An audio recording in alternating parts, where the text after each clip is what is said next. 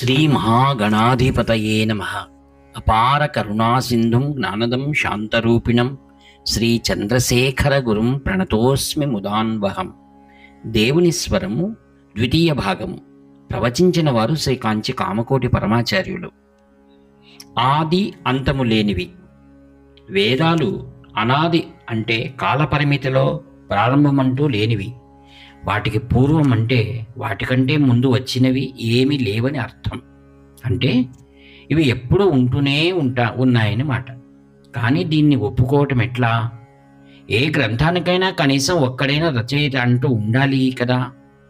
Old testament ఎందరో ప్రవక్తల ప్రవచనాల సంకలనం. న్యూ టెస్ట్మెంట్ యేసుక్రీస్తుకు సంబంధించిన గాథను, ఆయన ప్రవచించిన నైతిక విషయాలను కలిగి ఉంది. ఖురాన్ మహమ్మద్ ప్రవక్త ప్రచారం చేసినది. ఈ వ్యక్తులు ఒకప్పుడు ఉన్నటువంటి వారు. వారికి పూర్వం వారి ప్రవచనాలు లేవు. ఈ విధంగా చూస్తే వేదాలకు కూడా ఎప్పుడో ఒకప్పుడు సజీవులైన రచయితలు ఉండాలి కదా. వారికి పూర్వం ఈ బోధనలు అలభ్యములే కదా. ఇది ఎంతో ప్రాచీనమైనదైనా అయి ఉండవచ్చు. కాబట్టి వేదాలను అనాది అనటం సమంజసం కాదని కొందరి వాదం. వేదాలను మానవులే రచించారనుకుంటే ఇటువంటి వాదనలు సహేతుకంగానే కనపడతాయి. ఎవరూ రాయకపోతే గ్రంథమంటూ ఒకటి ఎట్లా వస్తుంది? రచయిత ఉన్నవాడు అన్నవాడు లేకపోతే గ్రంథమంటూ ఉండదు. ఆ రచయిత ఎప్పుడో ఒకప్పుడు సజీవుడై ఉండాలి.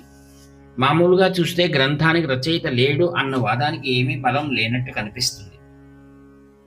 అందువల్ల ఎంతో ప్రగతిని సాధించిన ఋషులు వేదాలను రచించారన్న వాదనను లేవనెత్తారు. వేదాల్లో ఎన్నో సూక్తులు ఉన్నాయని, ఇవి ఋషుల వాక్కులని అన్నారు. వేదాల్లోని మంత్రాలను జపించేటప్పుడు ఆ వేద పాఠానికి సంబంధించిన ఋషి పేరు కానీ, ఆ మంత్రం యొక్క ఛందస్సు పేరు కానీ, ఆ మంత్రానికి గల అధిష్టాన దేవత పేరు కానీ చెప్పడం పరిపాటి. వేద మంత్రాలు ఎందరో ఋషులను పేర్కొంటాయి. అందువల్ల వారందరూ కర్తలేనన్న భావం నెలకొన్నది. ఒక్కోసారి ఋషి యొక్క వంశానుక్రమం కూడా చెప్పడం కద్దు. దీనివల్ల ఒకే పేరు గల ఇద్దరు ఋషులను విడివిడిగా గుర్తించడం తేలిక. ఉదాహరణకి అగస్త్యు మైత్రావరుణి అంటే మిత్ర వరుణుల కుమారుడైన అగస్త్యుడు అని తెలుస్తుంది. అయితే మంత్రం ఒకే పేరును ఉంటే ఆయనే కర్త అనుకోవాలి కదా. అంటే ఆయనకి పూర్వం ఆ వేదమంత్రం లేదా? అటువంటిప్పుడు వేదం అనాది అని ఎట్లా అనగలం? అసలు రహస్యం ఏంటంటే ఈ ఋషి కానీ, ఆ ఋషి కానీ, ఏ ఋషి కానీ వేదమంత్రాలని కూర్చలేదు. అందువల్లే ఏ ఋషులు వాటి కర్తలు కారు. వేదాలు అపౌరుషేయాలు అంటే పురుష ప్రమేయం లేనివని అర్థం. పౌరుషేయం అంటే మానవ కల్పితం. వేదాలు మానవ కల్పితాలు కానందువల్ల ఏ ఋషి వాటిని రచించి ఉండరు. వారే వ్రాసి ఉంటే ఋషులను మంత్రకర్తలు అనవచ్చు. కానీ వారిని మంత్రద్రష్టలు అంటాము. అంటే మంత్రాలను దర్శించిన వారన్నమాట. దీని అర్థం ఇది. ఋషులు మంత్రాలను కనుగొన్నారు లేక చూచారు అన్నమాట. వాటిని రచించలేదు, సృష్టించనూ లేదు. కొలంబస్ అమెరికాను కనుగొన్నాడన్న మాటకి అర్థం ఏంటి? అతడు అమెరికాను సృష్టించాడనా? కానే కాదు. ఉన్న అమెరికాను మిగిలిన లోకం దృష్టికి తీసుకువచ్చాడు. న్యూటన్, ఐన్స్టీన్ వంటి శాస్త్రజ్ఞులు భౌతిక నియమాలను కొన్నింటిని ప్రతిపాదించి ప్రసిద్ధులైనారు. అంతేకాని వారే ఆ నియమాలను సృష్టించలేదు. భూమి ఆకర్షణ వల్లనే కదా న్యూటన్కి పూర్వం కూడా వస్తువులు క్రింద పడేవి. ఆయన దాన్ని కనుగొన్నాడు అంతే. ఈ శాస్త్రవేత్తలు ఉన్న ప్రకృతి నియమాలను అర్థం చేసుకుని లోకానికి మొట్టమొదటిసారిగా చెప్పారు. ఆ విధంగానే సుస్థిరమైన మంత్రాలను ఋషులు గ్రహించి లోకానికి చెప్పారు. మంత్రాలు ఎప్పుడూ ఉండనే ఉన్నాయి. ఋషులు వాటిని కనుగొనడం వల్ల ఆ మంత్రాలకు వారి పేర్లను జోడించారు. ఒక పుస్తకాన్ని ప్రచురించిన వాడు దానికి కర్త కానక్కర్లేదు. చలనచిత్రాన్ని విడుదల చేసిన వాడు దాన్ని నిర్మించిన వాడు కానక్కర్లేదు. అప్పటికే ఉండి అజ్ఞాతంగా మిగిలిన వేదమంత్రాలని మానవ లోకానికి ఎరుకపరిచిన ఘనత ఋషులకు దక్కుతుంది. అందువలనే వారి పేర్లను చెప్పేటప్పుడు మనం వారికి స్మృతికి గౌరవ సూచకంగా శిరస్సుతో నేలను తాకుతాం. వారు చేసిన మహత్కార్యానికి నివాళి అది. మంత్రాన్ని ఉచ్చరించడానికి పూర్వం కూడా ఈ భావనతోనే వారి పేర్లను పేర్కొంటాం. ఋషులు మంత్రాలను కనుగొన్నారు అన్నప్పుడు వారు కనుగొనక పూర్వం ఎక్కడ ఉండేవి? అనాది అంటే అవి ఎప్పుడూ ఉండేవని అర్థమా? ఉంటే ఎక్కడ ఉండేవి? అంతరిక్షంలోనా? సృష్టితో పాటే వేద మంత్రాలు కూడా ఆవిర్భవించాయి అనుకుంటే సృష్టికర్త వాటిని కూడా జగత్తుతో పాటే సృష్టించాడు అని అర్థం కాదా? అంటే భగవంతుడి వేదాలను రచించి ఋషులు క్రమంగా కనుగొనటానికి వీలుగా ఎక్కడైనా దాచిపెట్టాడా? అయినా సృష్టితో పాటే వేదాలు కూడా ఉద్భవించాయంటే అవి అనాది ఎట్లా అవుతాయి? ఇప్పటి బ్రహ్మ సృష్టిని కొలవటం సాధ్యమే. కృతయుగం, త్రేతాయుగం, ద్వాపరయుగం, కలియుగం అనబడే ఈ యుగాలకు నిర్ణీతమైన కాల పరిమితులు ఉన్నాయి. ఇటువంటి యుగక్రమాలు 1000 జరిగితే బ్రహ్మకు ఒక పగలు, అట్లాగే ఇంకొక 1000 జరిగితే బ్రహ్మకి ఒక రాత్రి. ఈ విధంగా చూస్తే బ్రహ్మ వయస్సు ఇప్పుడు 70 సంవత్సరాలే. బ్రహ్మ ఆయుర్దాయం 100 సంవత్సరాలు. ఈ బ్రహ్మకి పూర్వం మరొక బ్రహ్మ ఉండేవాడు. అందువల్ల ఇప్పటి బ్రహ్మ సృష్టి అనాది కాదు. అయితే ఏది అనాది?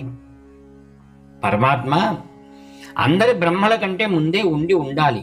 బ్రహ్మం అంటే నిరాకారుడైన భగవంతుడు ఎల్లప్పుడూ ఉంటూనే ఉండాలి. ఆయన నిత్యుడు. విశ్వము, పదార్థము సృష్టింపబడటము, లయమవటము ఆయన వల్లనే. పరమాత్మ తన సృష్టికార్యాన్ని బ్రహ్మతోనూ, సృష్టి సంస్థితిని విష్ణువుతోనూ, సృష్టి లయాన్ని శివునితోనూ చేయిస్తాడు. తన 100 బ్రహ్మవర్షాలు ముగిసిన తర్వాత బ్రహ్మ పరమాత్మ లీనమవుతాడు. అప్పుడు మరొక బ్రహ్మ అందుకుంటాడు. మళ్ళీ వేదాల సంగతి చూద్దాం.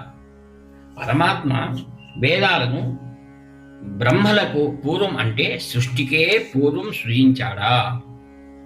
సృష్టికి పూర్వమే వేదాలు ఉండేవని, బ్రహ్మ తన సృష్టిని శబ్ద రూపంలో సంస్థితమై ఉన్న వేద మంత్రాలతోనే కొనసాగించాడని శాస్త్రాల వల్ల మనకి తెలుస్తుంది. శ్రీమద్ భాగవతంలోని బ్రహ్మ సృష్టి గురించిన వివరణను బట్టి ఈ విషయం తెలుసుకోవచ్చు.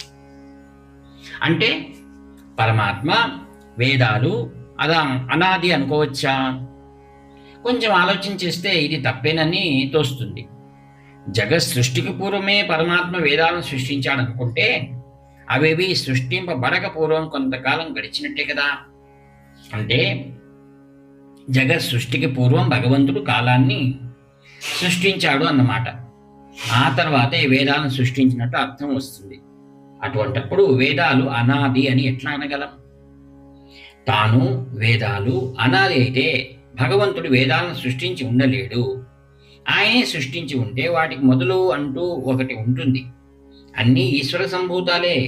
ఈశ్వరునికి వెలుపల ఏమీ లేనందువల్ల ఈశ్వరుడు, వేదము ఒకరితో పాటు ఒకరు ఆరంభం అంటూ ఏమీ లేకుండా ఉండాలి. కానీ ఇది సరైనదిగా తోచదు. ఈశ్వర సృష్టి కాకుండా ఈశ్వరునిపై ఆధారపడని ఉనికి లేకుండా అనాది ఎట్లా సాధ్యం? ఈ గందరగోళానికి సమాధానం వేదంలోనే ఉన్నది. బృహదారణ్యక ఉపనిషత్తులో ఇట్లా ఉంది. వేదం, రుక్, యజ్, సామ రూపాలలో ఈశ్వరుని నిశ్వాసం మాత్రమే. నిశ్వాసం అన్న మాటకి ఊపిరి విడవటము అని అర్థం. ఊపిరి లేకుండా ఉండగలమా? ఆ విధంగానే వేదాలు పరమాత్మను ఊపిరే అన్నమాట. ఆద్యంతాలు లేని పరమాత్మ నిత్యుడే అయితే ఆయన యొక్క ఊపిరి అయిన వేదాలు కూడా అనాదే. ఆయనతో పాటే అవి సంస్థితమై ఉంటాయి. ఇక్కడ గమనించవలసిన విషయం ఇది. భగవంతుడు కూడా వేదాలను సృష్టించలేదని మన ఊపిరిని మనమే కల్పించుకున్నామనలేం కదా. మనం పుట్టినప్పటి నుండి ఊపిరి ఉంటూనే ఉంది. ఆ విధంగానే ఈశ్వరుడు వేదాలను, ఆయన కూడా వేదాలను సృష్టించాడు అనలేము. రెండు ఎప్పుడూ కలిసే ఉన్నాయి. వేద భాష్యాన్ని వ్రాసిన విద్యారణ్యులు తన గురువు సాక్షాత్తు ఈశ్వరుడేనంటూ ఈశ్వరుని యొక్క నిశ్వాసమే వేదాలు అని స్తుతించారు. ఉపనిషత్తుల్లోనూ నిశ్వసితం అనే మాట ఉంది. అక్కడ కూడా వేదాలు ఈశ్వర సృష్టి కావని చెప్పబడింది. గీతలో కృష్ణ భగవానుడు వేదైచ సర్వం అహమేవ వేద్య అంటాడు. అంటే వేదాల వల్ల తెలియదగు వాని నేనే అని అర్థం. అంతేకాదు, వేదాలను తాను సృష్టించిన వానిగా చెప్పుకొనక వేదాంతకృత్ అంటాడు. వేదకృత్ అన్నాడు. వేదవిద్ వేదాలన్నీ తనకు తెలుసును అని అంటాడు. వేదాంతంలో ప్రవేశించే గొప్ప తాత్విక సత్యాలు మానవాళికి వెల్లడవడానికి సృష్టికి పూర్వమే ఈశ్వరుడు వేదాలు కలిసి ఉండేవి. గీత వలె భాగవత పురాణంలో కూడా వేదాలను భగవంతుడు కల్పించినట్లుగా ఎక్కడా లేడు. ఆయన హృదయం నుండి ప్రస్ఫుటమయ్యాయి అని ఉంది. స్ఫుటమవుతమంటే ఉన్నదేదో హఠాత్తుగా బయటపడటము అని అర్థం. అంతకు పూర్వం లేనిది కొత్తగా వచ్చిందని అర్థం కాదు. మొట్టమొదటిగా జనించిన బ్రహ్మే ఆది ఋషి. ఆయనకి అన్ని వేదామంత్రాలు ఎరుక. ఈ ఎరుక కల్పించింది ఈశ్వరుడే. ఎట్లా? బ్రహ్మ నేర్చుకోవాలని ఉచ్చరించాడా? కాదు, తన హృదయం ద్వారా ఇచ్చాడు.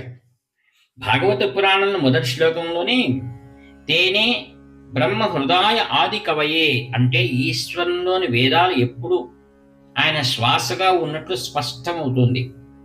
ఈశ్వరుని సంకల్పం వల్ల బ్రహ్మకి వాటి గురించి ఎరుక కలిగింది.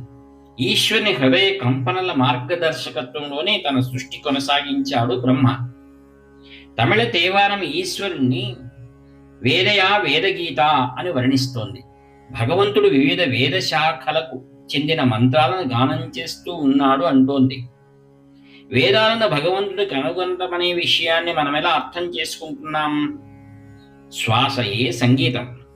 మన నిశ్వాసం హంసగీతగా పిలువబడుతుంది. అందువల్ల వేదాలు భగవంతుని శ్వాసరూపమైన సంగీతం. ఇంకా తేవారం యజ్ఞోపవీతాన్ని పవిత్రమైన భస్మాన్ని ధరించి నిరంతరం అభిషేకించబడుతూ ఈశ్వరుడి వేదాలను గానం చేస్తున్నాడు అంటోంది. ఈ వర్ణన వల్ల ఎవరికైనా భగవంతుడు గొప్ప ఘనపాటి లాగా అనిపిస్తాడు. అప్పర్ స్వామి పగడపు మేని ఛాయగల ఈశ్వరుడి శరీరానికి అద్దబడిన విభూతి పాలలాగా ఉందంటూ ఈశ్వరుడు వేదాలను వల్లిస్తున్నాడు, గానం చేస్తున్నాడు అన్నారు. ఈశ్వరుడు వేదాలను సృష్టించినట్టు చెప్పలేదు. వేదం విధించిన యాగాల ప్రస్తావన వైష్ణవ ప్రబంధాల్లోనూ పలుచోట్ల ఉంది. కానీ వేదాలను భగవంతుడు వల్లించే విషయం నాకు తోచడం లేదు. తమిళ వైష్ణవ ఋషి కవి అయిన పుహళేంది పులవర్ గజేంద్ర మోక్ష కథలో ఇలా చెప్పాడు. మొసలి కోరల్లో చిక్కుకున్న కాలి బాధలో ఏనుగు ఆదిమూలమే అని ఏడ్చింది. అప్పుడు భగవంతుడు సాక్షాత్కరించాడు. ఏమిటి అని అడిగాడు. అక్కడ కవి వేదతిన్ మునినిన్రాన్ మహావిష్ణు వేదాలకు ముందు నిలుచున్నాడు అన్నాడు. వేదముల కన్నా ముందు సాక్షాత్కరించబడలేదు. శ్రీ మహావిష్ణువుకు లేదా ఏ వైష్ణవ దేవతకు జరిగే ఊరేగింపులో భక్తుల ముందు తిరువాయుమొళిని గానం చేస్తూ ఉంటారు. ఊరేగింపు జరిపే దేవతకు వెనక వేద స్వస్తి జరుగుతూ ఉంటుంది. దీనివల్ల భగవంతుడు వేదములకు ముందు నిల్చున్నాడు అనటం సరిపోతుంది. వైష్ణవాగమాల్లో అలాగే పురాణాల్లో మహావిష్ణువు ప్రత్యేకించి యజ్ఞ స్వరూపుడు, వేద స్వరూపుడుగా ప్రస్తావించబడినాడు.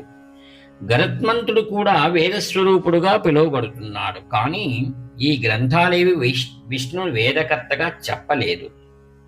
పురుష సూక్తంలో మాత్రం అజాయత అనటం ద్వారా వేదాలు పుట్టినట్లు అనిపిస్తుంది. అంతరార్థం అది కాదు. అక్కడ విరాట్ పురుషుడు యజ్ఞ పశువుగా చెప్పబడ్డాడు. వసంత ఋతువు నెయ్యి, గ్రీష్మ ఋతువు సమిధలు, శరదృతువుగా హవిస్సుగా చెప్పబడ్డాయి. ఇవన్నీ వేదమంత్రాలను ధ్యానించే వారి గోచరమయ్యేవి. అందువల్ల శబ్దమును బట్టి కలిగే అర్థం ఇక్కడ గ్రహించే అవకాశం లేనందున, స్ఫురించే అర్థం గ్రహించదగినందున వేదాలు పుట్టడాన్ని గ్రహించే వీలు లేదు. ఈనాటికి శాస్త్రీయత కట్టుబడి వేదాలను అంగీకరించమనటం శాస్త్రీయతకు, శాస్త్రజ్ఞ మేధకు ఆవలిలో గాని చెప్పటము నా అభిమతం కాదు. వేదంలో పేర్కొనబడ్డ విషయాలెన్నో సైన్సుచే నిర్ధారించబడనందున వాటిని తప్పుగా గ్రహించరాదు. మన ప్రస్తుత విషయం పరమాత్మ యొక్క శ్వాస శబ్దమై దానితో సృష్టి ప్రక్రియ సాగటం అనేది శాస్త్రీయతను అంటిపెట్టుకునే ఉంది. హరి ఓం తత్సత్.